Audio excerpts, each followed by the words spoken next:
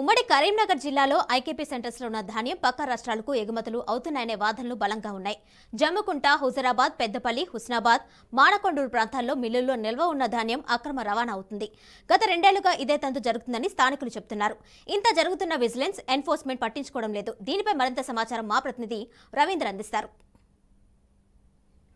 కరీంనగర్ ఉమ్మడి జిల్లా వ్యాప్తంగా చూసుకుంటే రైస్ మిల్లర్స్ అయితే ఇప్పటివరకు ధాన్యం నిల్వలైతే చాలా వరకు ఉన్నాయి. ఒకవైపు ప్రభుత్వానికి సంబంధించిన సివిల్ సప్లైకి వాళ్ళు దాన్ని పంపిణీ ఇచ్చేయాలి. ఒకవైపు ఇప్పటివరకు కూడా ఇవ్వకపోవడంతో చాలా వరకు నిల్వలు ఉన్నాయి. జమ్మికుంట ప్రాంతంలో మనం చూసుకున్నాం. ఒకవైపు కరీంనగర్కి సంబంధించిన అధికారులు మొన్న రైడ్ చేయడం జరిగింది. దాదాపు 2 మిల్లుల్లో 8 కోట్ల రూపాయలకు సంబంధించిన ఆ ధాన్యాన్ని అక్కడ నిల్వ ఉన్నాయి. అది అక్రమంగా నిల్వ ఉంది. ఒకవైపు సివిల్ సప్లై శాఖకు సంబంధించి ఆ ధాన్యాన్ని పంపించాలి. కానీ అక్కడ ధాన్యాన్ని పంపించకపోవడంతో అది ఇతర రాష్ట్రాలకు కూడా తరలిస్తున్న పరిస్థితి చాలా చోట్ల కనబడుతుంది. రైడ్ చేస్తున్నారు, కానీ అన్నిటిపైన రైడ్ చేయకపోవడంతో ఇంకా ధాన్యం అయితే అట్లనే నిల్వ ఉందని మనకు తెలుస్తున్న పరిస్థితి కనబడుతుంది. ఈ రైస్ మిల్లులను ఎట్లా చూడొచ్చు అంటారు? జిల్లాలో 175కు పైగా రా రైస్ మిల్లు, బాయిల్ మిల్లు ఉన్నాయి. ఈ మిల్లులకు ఎలాంటి ఖర్చులు లేకుండా ప్రభుత్వమే నేరుగా ఐకేపీ కొనుగోలు సెంటర్ల ద్వారా కొనుగోలు చేసి ప్రభుత్వమే నేరుగా రైస్ మిల్లులకు మరాడించి ఆ మరాడించినటువంటి ధాన్యం నుండి బియ్యాన్ని సేకరించి ప్రభుత్వానికి అప్పచెప్పాలి. ఇది వాళ్ళ విధి, వాళ్ళ కర్తవ్యం. దానికి గాను ప్రభుత్వం కేవలం 100 కిలోల ధాన్యానికి 65 కిలోల బియ్యం లేదా 67 కిలోల బియ్యాన్ని తీసుకుంటుంది.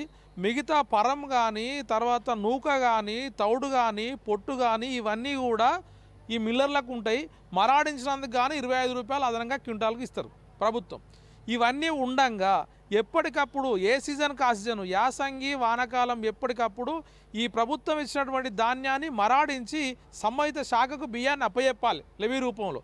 కానీ అట్లా అప్పచెప్పకుండా సంవత్సరాల తరబడి ఏదైతే గవర్నమెంట్ ఇచ్చినటువంటి ధాన్యాన్ని అమ్ముకుంటున్నారు, అట్లాగే మరాడించిన బియ్యాన్ని కూడా అమ్ముకుంటున్నారు.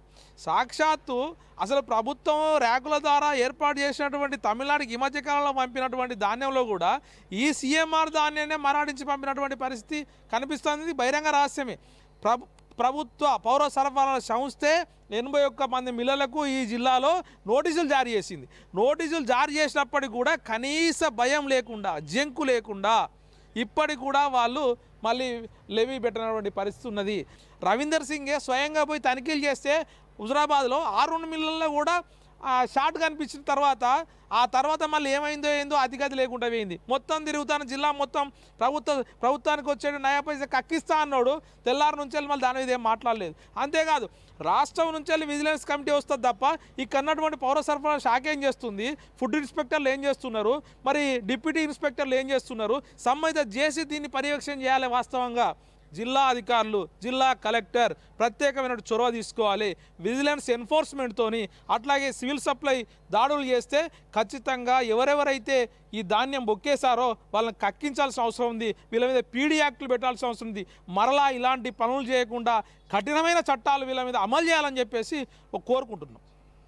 ఇది పరిస్థితి. తెలంగాణ వ్యాప్తంగా ఇదే పనులు అయితే కొనసాగుతున్న పరిస్థితి కనబడుతుంది. ఒక కరీంనగర్ ఉమ్మడి జిల్లా వ్యాప్తంగా చూసుకుంటేనే 81 రైస్ మిల్లకు అయితే వాళ్ళు నోటీసులు ఇచ్చారు. కానీ ఇప్పటి వరకు కూడా దాని లెక్క తేల్చని పరిస్థితి కనబడుతుంది. సివిల్ సప్లైకి సంబంధించిన అధికారులు మాత్రం దానిపైన దృష్టి సారించకపోవడంతో ఆ రైస్ మిల్లర్లు యథేచ్ఛగా ఈ ధాన్యాన్ని మరాడించి వేరే రాష్ట్రాలకు తరలిస్తున్న పరిస్థితి కనబడుతుంది. రైస్ మిల్లర్లు ఇంకా రెచ్చిపోయే అవకాశం కనబడుతుందని స్థానికులు చెప్తున్న పరిస్థితి అయితే కనబడుతుందని చెప్పొచ్చు. కెమెరా పర్సన్ వినయ్తో కలిసి రవీందర్, బీఆర్కే న్యూస్, కరీంనగర్ జిల్లా నుంచి.